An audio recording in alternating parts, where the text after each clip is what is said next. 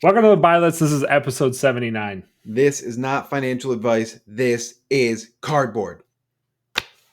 Oh, it was so close. I caught it, but I just threw it backwards. Man, I'm washed.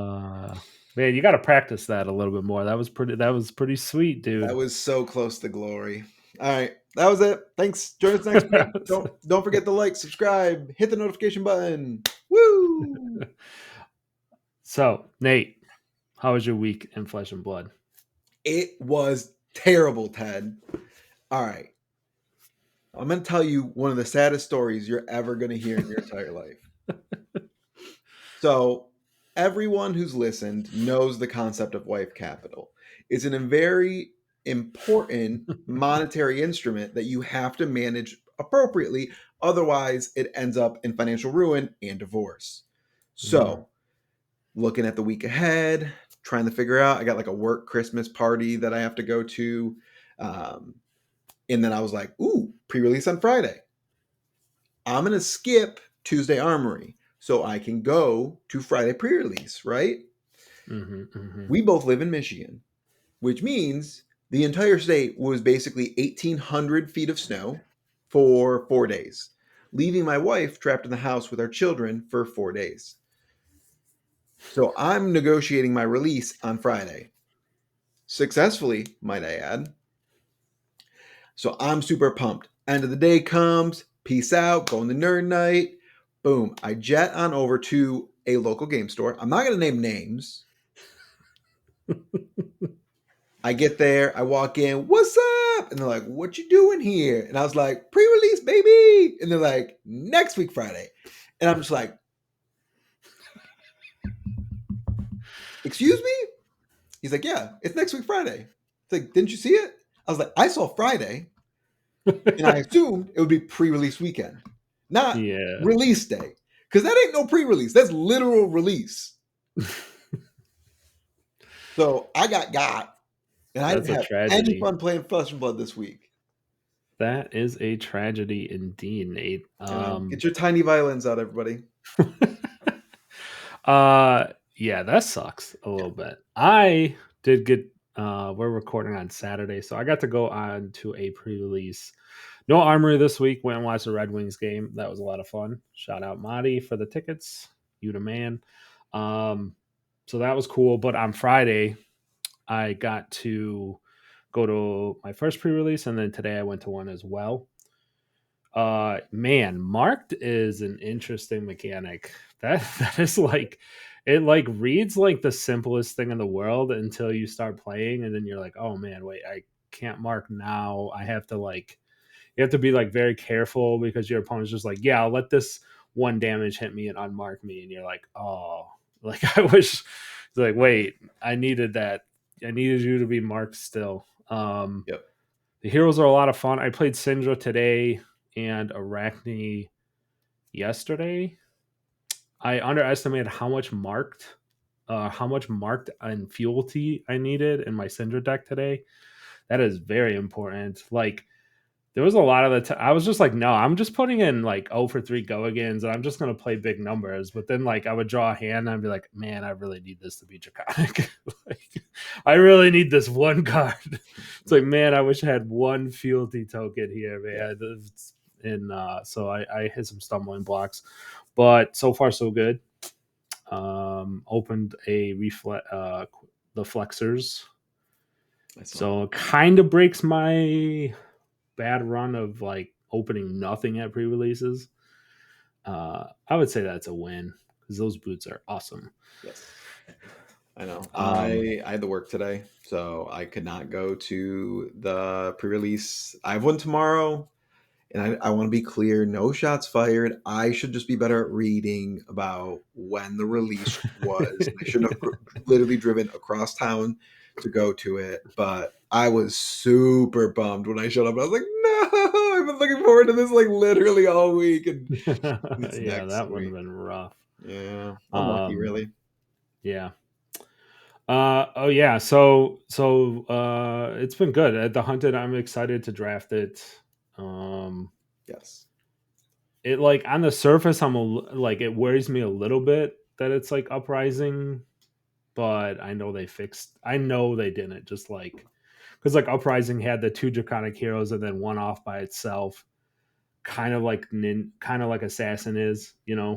Assassin being the Icelander. Mhm. But now there's like hybrid cards and there's like a lot of ways to fix that. So I'm not expecting it to be that. I just hope it just geez, man. I don't want it to be like, hey, Assassin's open and then four people at the table like say the same thing and then we just all pile in and all die Yes. because that would be a bummer.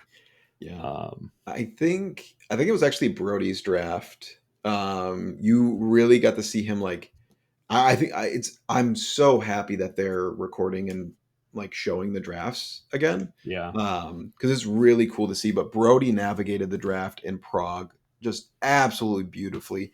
You could tell he wanted to be an Arachne gamer, but quickly realized he was not allowed to be an Arachne gamer, and then Mhm. moved into Syndra, had an absolutely busted Syndra deck. Um, so it was really cool to see the reward pay off for moving out of the lanes that you should not be in. To Mhm. everybody out there who's like, I'm gonna force this hero. Listen, Bob, sometimes you can, and it's fine. But when you are like pick 4, 5, 6 in, and there's no more picks for that hero, you should probably reevaluate your life decisions and move into something else. Are you sure, Nate? I think you're just supposed to double down and keep picking. You just pick generics until those picks show back up, right? Bruh. No. No. Not even a little bit. Dude, Uh, I remember the heavy, was it a ProQuest? RTN?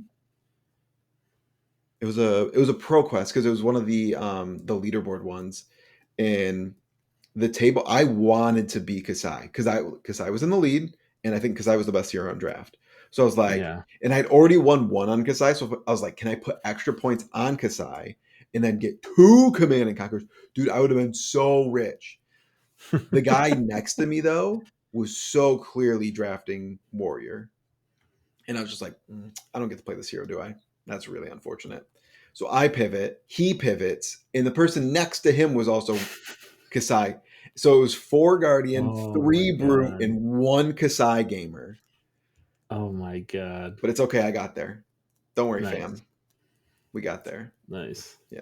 Um, yeah, that's cool. I'm excited to draft again. It's Yes. been a long time since I've drafted, so Mhm. looking forward to get back into that. All right, Nate. The next thing we need to talk about. So last episode or 2 episodes ago, we talked about your upgrade deck. You're going to be starting with a bare bones armory deck. Bare We bones. had it in my Discord. We did a poll. We also pulled some votes from the comments on which bare bones armory deck you're going to start with, Mhm. and then every week you're going to take your gym pack contents and try to and gym pack contents and 2 packs Yes, two or packs. 2 packs, Two and packs of whatever they have in stock, and um the gem pack. And slowly trade into Josh's like only realized after I literally didn't even tell him. I literally just made him listen to the episode to find out. He's going to be my like trading post, if you will. So I'm going to nice. record and document the entire process of um, going in, opening each pack, trading with Josh. We'll do like a cool montage. Um, right now, Dash IO is in the lead. Hmm. I was actually kind of getting excited to play Bolton because I thought Bolton was winning. Not gonna lie. Yeah, Dash beat him by a vote actually. So it looks like you're going to be playing Dash IO, Dude, which is not a bad deck to start with, to be no, honest, because no, you already start with the Cerebellum. So sure do. yeah, and you don't have to worry about high octane anymore. Womp womp. Wah, wah. But No, I so am. yeah. I'm excited. I've not played Dash IO is one of my favorite heroes to play for a very long time. Hmm. So I'm very excited to take her back for a spin. I think the deck is very like it's a very linear, powerful deck. It will be interesting to see how much I hate my life in like 3 weeks because there's a new assassin. all new assassin cards, and my locals tend to skew a little bit more assassin and Mm. guardian. So maybe I just got to get a good run. That's all. Yeah.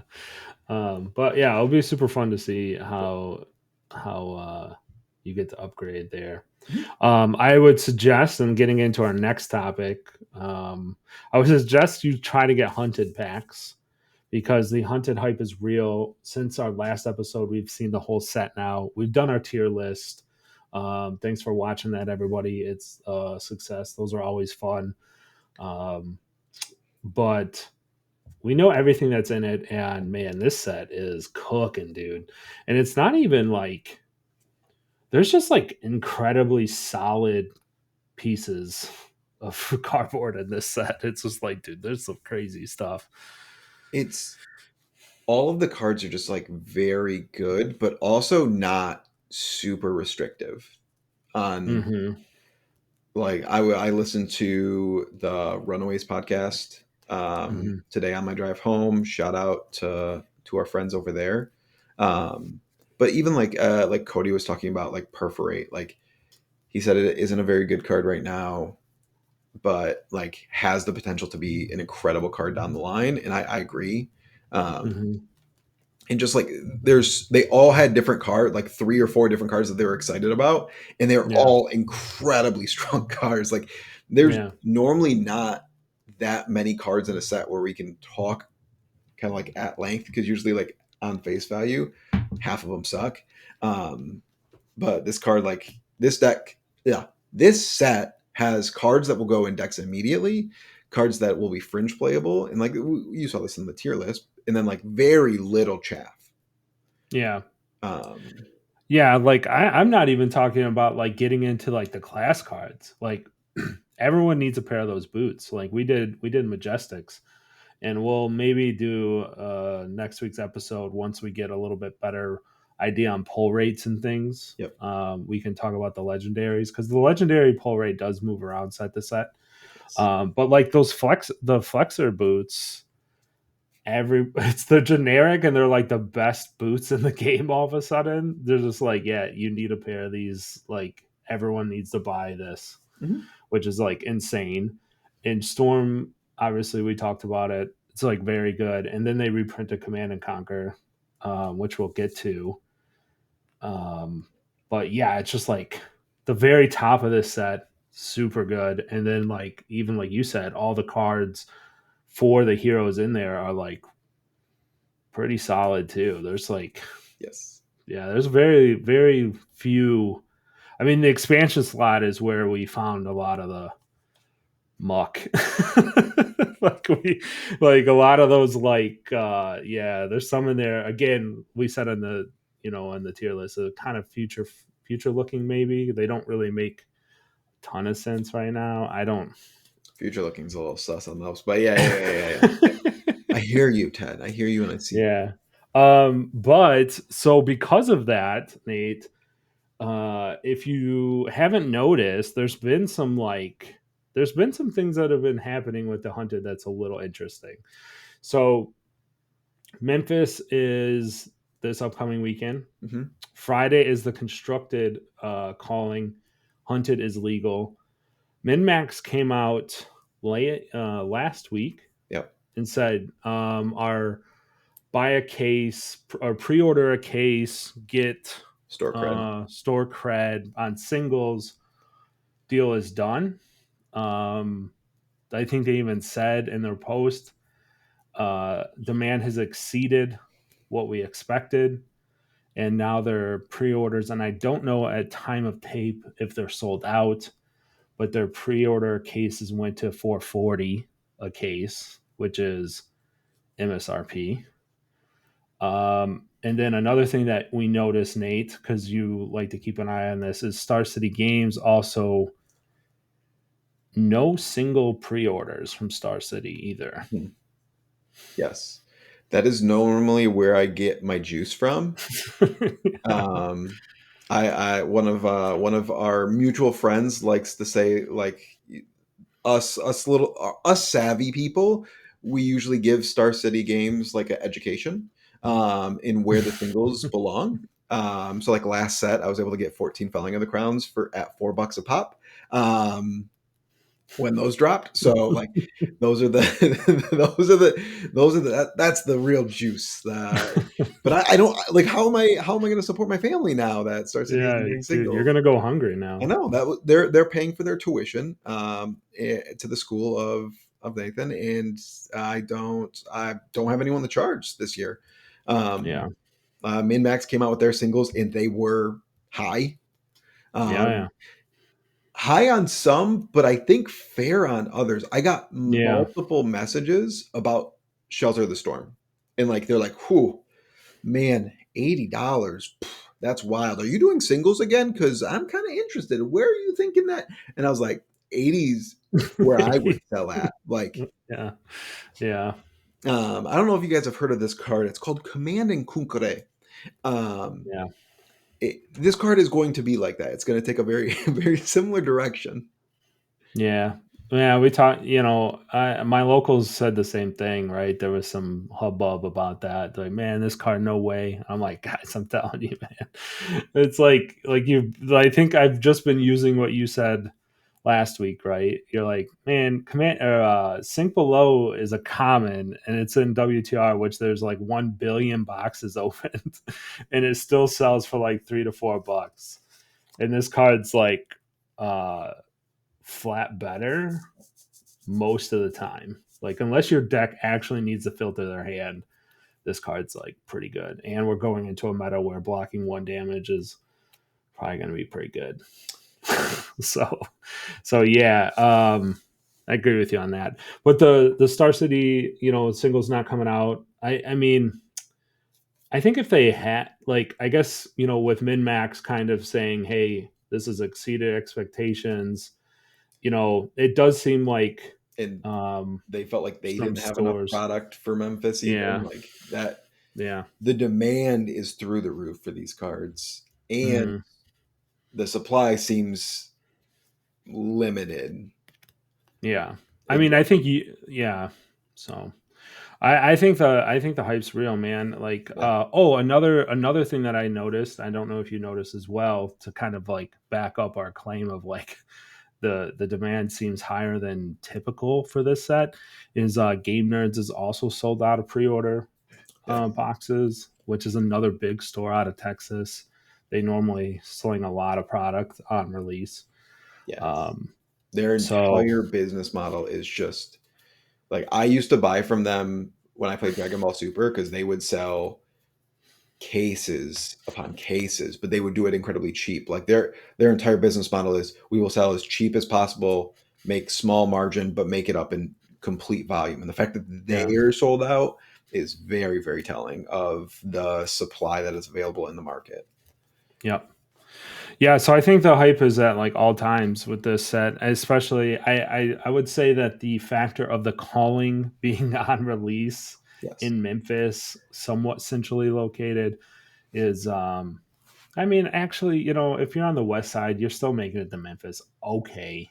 It's like I don't it's two callings in one weekend. I think it's a pretty Okay, that like if you're gonna put a calling in Memphis, you better put two there to really drive yeah, it because it's yeah. Memphis. All right, like there isn't no direct flights in the Memphis people. Like you're the Tre- middle. Not, I'm not trying to say nothing bad about Memphis. Never no. been, probably never will be, and that's okay. But it's not like, hey, y'all want to go see the Elvis Museum and go to a calling? Or do you guys want to get the F out of Michigan and go to Florida? I'm just saying, one of those things is not like the other. So, like a big buzz in Michigan was that Trevor said that Memphis could have been Detroit. There's nothing to see in Detroit either. Like there are stuff, but it's like I'm not going to sit here and tell you that this Midwest city is any better than At least, Memphis or whatever. at least But it would Detroit have been isn't 5 home minute for drive for me.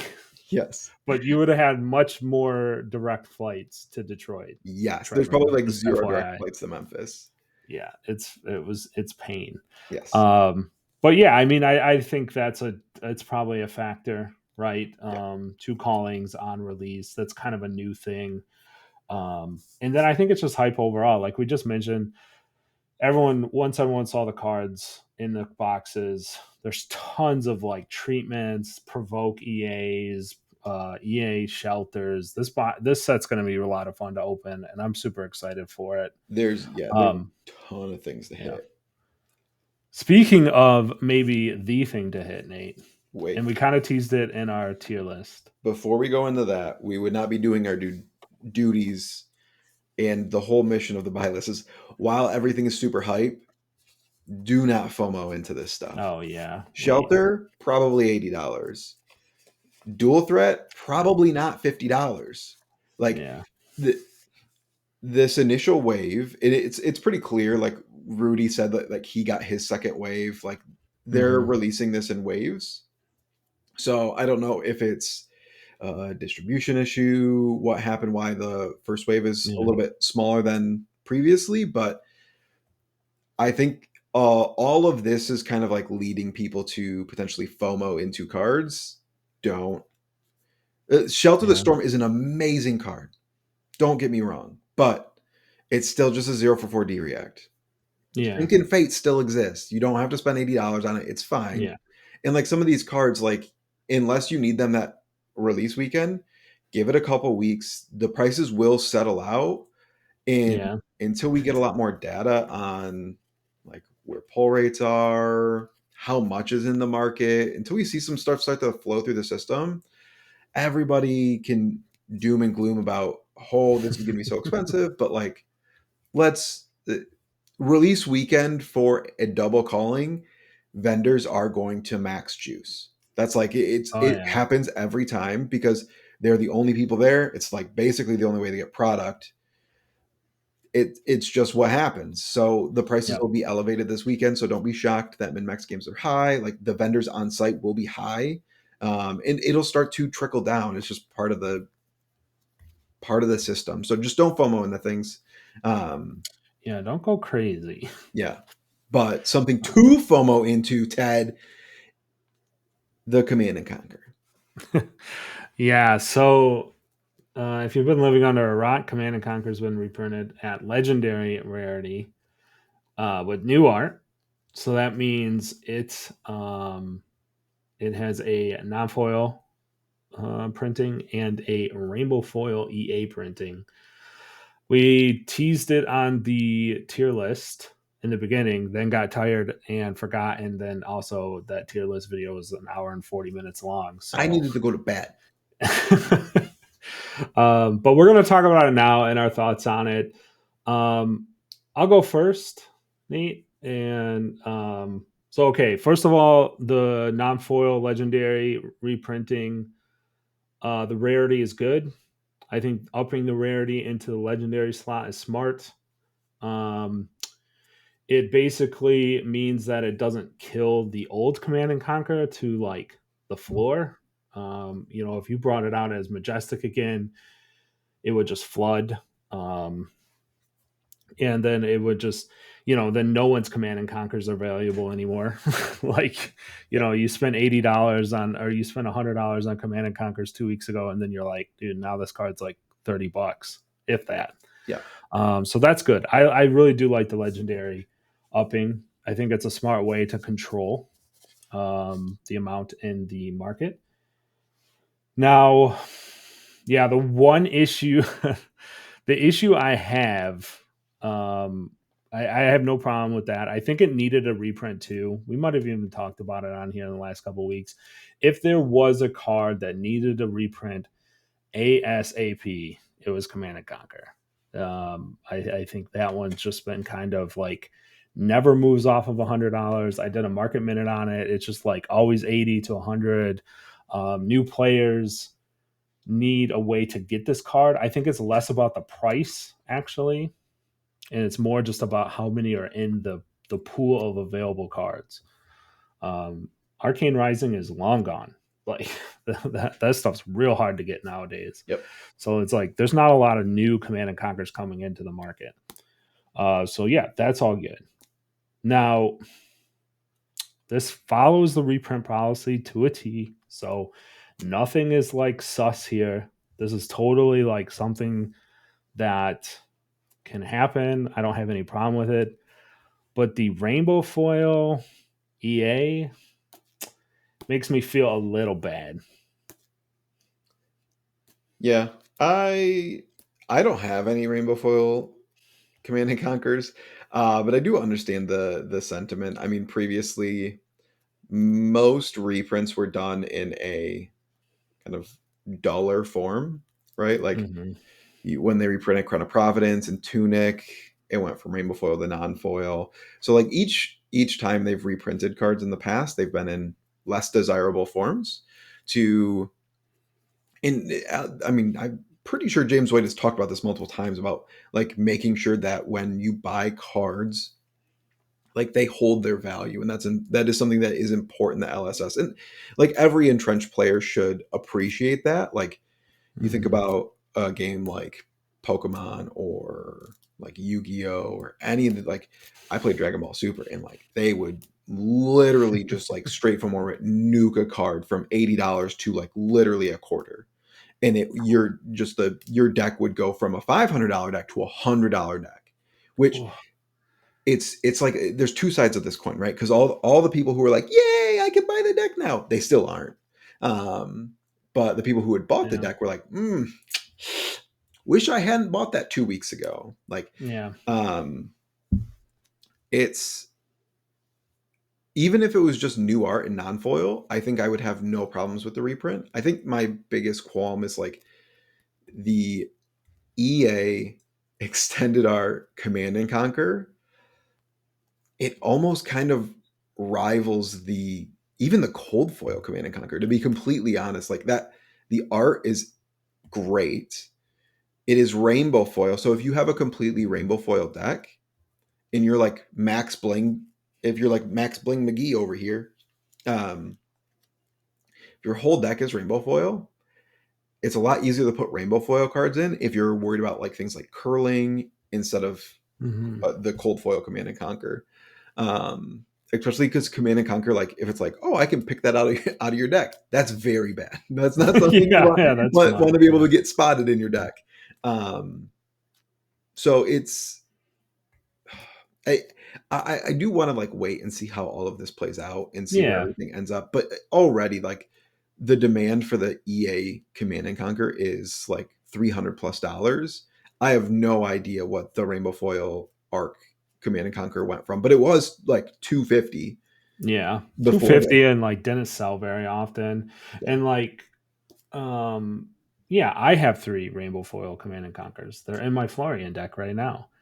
Now, to be clear, so this is where it gets a little sticky, is that the I guess the feels bad for me is that so on this channel I've been a very big and even in person and stuff, I've been kind of a big proponent, and I thought it was like super cool that like rainbow foils were kind of protected, right? And the rainbow foil reprint policy did, you know, stiffen that up a little bit, being like, hey, we're not going to do this unless yeah, it's new art. yeah. So like I can't sit here and say I like, you read the reprint policy when it came out last fall and I was like, oh, so yeah, they're leaving an open avenue here. Perfectly fine. Like I said, it just feels slightly bad because like I'm not going to go out and sell my rainbow foil command and conquers like my arc ones. I'm Yeah. not a big fan of the art. Like I that's a The- card that I've that is the thing. Like that art is, a I little look, funky. uh, LSS, J Dubs, Carol, Brian, I love you all. The art in WTR and ARC was like it literally looks like .com era compared to where we are now in Flesh and Blood. And that is Yeah, because so like the art in props Flesh off to and you Blood guys. is just like an absolute banger. Like let's see, what do I have on my desk? So I've got a Yeah. Ravenous Rabble. Look at this guy. Yeah. What do I have that's new over Yeah. here? So yeah, while you're finding that, I'll complete my thought here. Yeah, you So go it's from like I'm not going to sell my CNCs because they're still kind of a collector piece to me. Mhm. I guess the feels bad is that my CNCs are going to go down in price quite a bit, my rainbow foils, because I just don't think that they're going to be sought after. Like they were already a hard sell. They don't sell very quickly at all because they were a high dollar card. Mhm. It's a rainbow foil, yada yada. They're going to tank. So I'm going to take a hit on that, but I'm not going to sell it. So it's like I guess what I'm trying to say, Nate, is like I'm not like mad over here stomping my feet. It's just like, man, I don't know. It had No. to happen. I guess I'm just like, it changes how I'm going to collect a little bit, honestly. Yeah.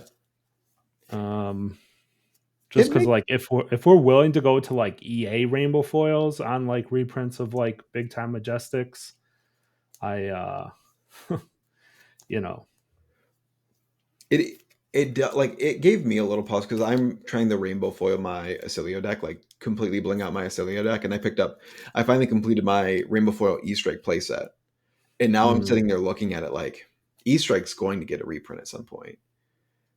Are they yeah. going to just reprint it, or are they going to do the same thing, right? Like, because if they do the same I thing, I get juiced. But if I sell them, I juice because they actually went up significantly after I picked them up. But yeah. like, So here's the thing, though. This is such a weird card, and this is why you can probably tell I'm struggling a little bit with this, is because like I'm not a fan of the original art, yeah, and but like if you told me like E Strike had the same thing happening to it, I would be much more apt to be like, whatever. The E Strike art is so good that I'm not, you know what I mean? It's this weird granular thing as a collector. So like this is very much a TED thing, right? Like I again, the overarching feeling of this reprint is like mega positive. mhm, But we're a podcast, so I gotta I gotta make some controversial statements here. yeah. um Not the biggest, like, am I gonna buy 3 EA CA CNCs? Yeah. They're going straight in my Floria deck, right? So Yep. I'm It, part of the problem, but also yeah. yeah, you are part of the problem, Ted. But like, I think it comes down to like, do you think the original non-foil CNCs are going to be more expensive, or do you think the new ones are going to be more expensive? Oh, that's a good question, and I think that's a good thing to talk about next. Is that I think the ARC CNCs are going to go down in price, and the hunted CNCs will take over the $100 slot, or I agree. the just under like $80 to $100 slot. I think that's where this new non foil is going to stick, dude. Mhm. And It, it's gonna, and hot take here, but I don't think this is going to hurt, or I don't think this is going to reduce the price as much as the public wants it to reduce the price either. I agree, but I also don't think the public is right either. Oh yeah, I think we've been pretty consistent on that. I argue all the time with people, locals and stuff, about like, come on, man, we can't have free cards. Like this game, that's not how trading cards games work. There's Yeah. going to be expensive cards. Good cards are going to be expensive, and they should be expensive. Yes. So the non-foil arc right now are sitting at 91. We Yep, have we have white border CNCs sitting at 82, 80, 83. yeah, 82, 80. So it's already come down a little bit since the announcement. It Uh, was I posted it and pinned it in our DM and your D on our DMs, yeah, Nate, and it was because it was recently the second it came out. I posted a screenshot and it was 102, yep, so it's come down $10, yeah, which is normal. Actually, that card floats between 85 and 100, 120 sometimes. yeah. But so I guess that like brings it up to like the second half of this conversation. It's like it's probably I don't know. It's like I'm trying to like evaluate how this works, right? Because it's like the new reprint is going to be the one sought after, and the old ones are going to fall. Oh yeah, like if they're So remotely close in price, I'm selling my old ones and keeping the new ones that I open. Like if it's within $5 to $10, I'll probably try to sell my Arc Command and Conquers and just yeah, keep the new ones because I do like the art better. It just like yeah, it's just better. I don't know what else to say. Here I found some comparison art. So we have here's Sikkim Shot, which I got from Min Max at one of their yeah, PQs, and then there's Angelic Wrath and Phantom Wraith. Like yeah, promo crazy. to this, like the art has just been like insane in the membrane. Like the up the Yeah. the level up set after set, and like this set looks absolutely nuts. So here's the thing: is like I try to like think about this too as like video game, like how you have like some video games that have like a skin that you get at a certain time, and then you just can't ever get that skin again. Mhm. And I do think the like unfortunately it's going to take a while, and because this game is so new still, we're 5 years in, but it's going to take years before the arc cncs in your deck when you play it someone's going to be like, whoa, OG, right? um they're probably gonna be like at that point they're gonna be like, "Sir, we can't use proxies here." yeah, maybe. So like that will be like that's kind of exciting, like, you're talking about upgrading yours. Like I don't know. I'm debating. I might keep my old non-foils just for, collection's sake, but um yeah. It would be really interesting to see how this reprint goes. I think mechanically it's very smart what they did.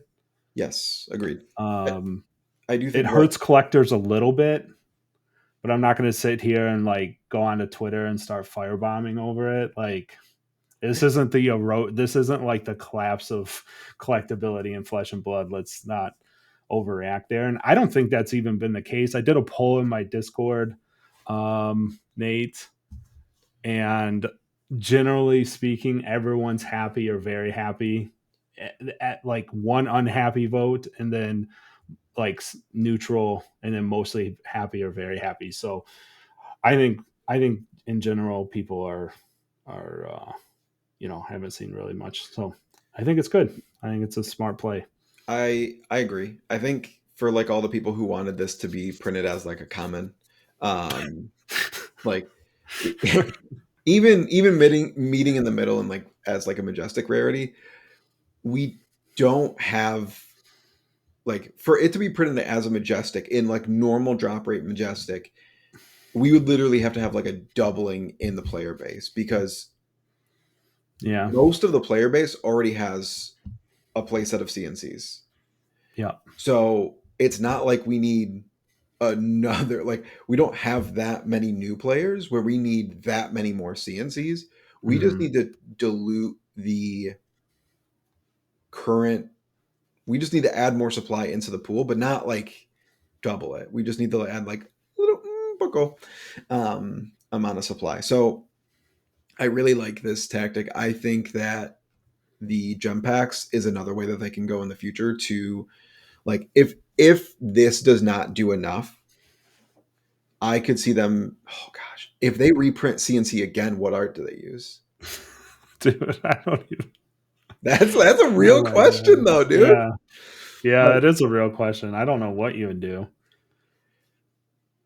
dude, that's wild. Like what Yeah. like let's say in a year like CNC's back up to like 110, 120, Fab is just pumping because it's the best game in the universe, and Magic died because it's 800 years old and a terrible game. Like, do they Oh man. So I Comment think below. this Which one do you question. think? Comment below. We never ask Yeah, people to yeah, comment below. So comment yeah. below. Do they reprint Tell us with what. new art or old art if they reprint it again in a year? Yeah, I'd like to see what the commenter, like what people comment on that one, how that would be done. So that question kind of leads into maybe like a wrap up point for me, Nate, on this. is that I would also like to like golf clap LSS because the way that they reprinted this is very business savvy too. Like let's not kid ourselves. This this like cranks box sales pretty hard, and it like makes sure that like hunted box sales 2-3 weeks from now are still like kind of cranking, right? Um, because new art, the EA, CNC, like this pulls in there, man. Like it's a pretty savvy business move, let's be honest. Dude, So I to can't wait to ask your get my question hands on some of about this. what art Yeah. in like 2 years, or like let's say like modestly it works well. Let's stay positive and say it works well. Reprint brings the prices down, everyone's happy, everyone can get CNCs. 2 years though, player base is up. New art, baby.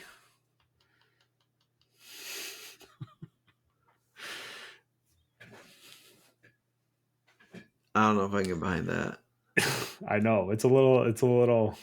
We'll I see. I think they're very savvy and they know that that might be like becoming a bridge too far. But I mean, I do agree. Like this is like what's funny is like in Japan, James White was very excited about this set, but man, was he excited about the next set. Like he mhm. was talking about the summer set, like during the Hunted I don't think premiere. he was Like, supposed to mention that at all, to be honest. Like, I no, I don't think think he he was just was like supposed. that He was hype. just pumped to see it up on the like set.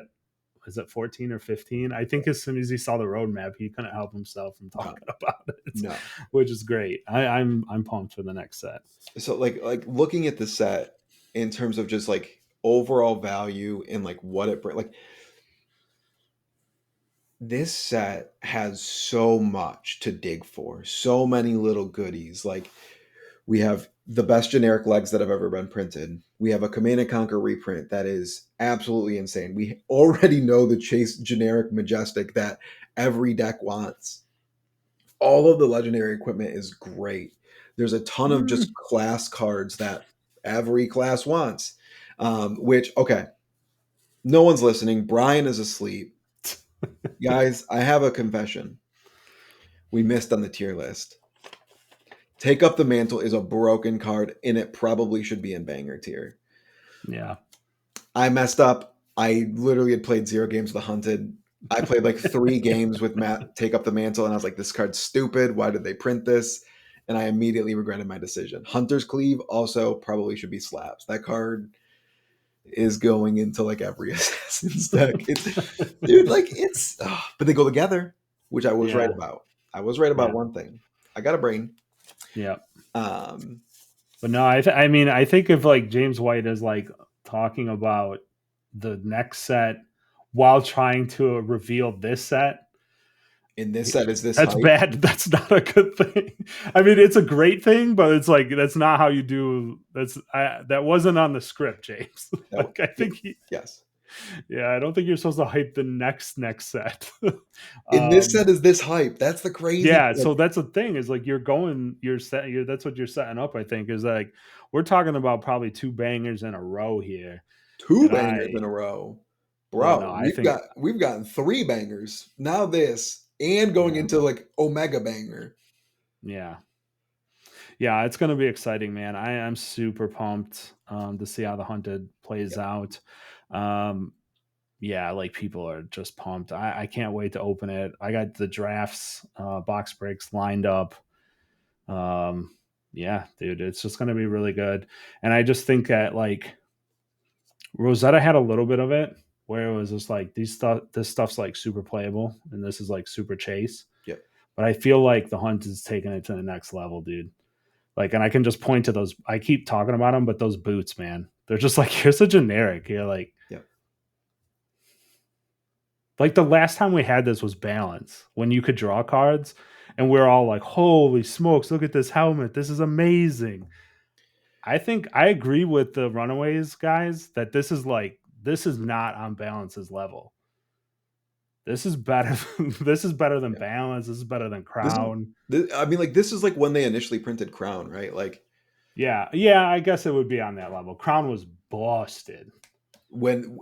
If all y'all newbies, like this set is like very reminiscent of Uprising, but I think the like all of the Majestics in Uprising were very locked to heroes.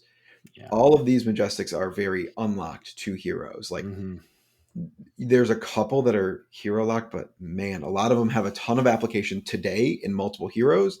A ton of them have a lot further ramifications just like in perpetuity in the game. Like Take Up the Mantle is a card that will be played as long as stealth is a keyword. Like, and it appears, let's see, last 3 assassins they've released care about stealth. Stealth is clearly the assassin keyword. Yeah. So Take Up the Mantle, Hunter's Cleave will be a combo for all of eternity. Yep, for sure. But all right, Nate. I think that's going to do it. I think the next time we go live, since I'm in Memphis, or not go live, but since the next time we record, we will have hunted. You will have opened a lot of hunted. I will have opened less, but still a decent amount. Yes. So we'll be able to talk about how the polls went and kind of start collecting up some data and stuff on it. So Yes. super pumped for it. Yeah, like, subscribe, comment down below on what art what art you're thinking for CNC. But yeah, comment, subscribe, hit the bell. Catch you next time. And remember, put your money where your mouth is. Bow, bow, bow. Peace. Peace.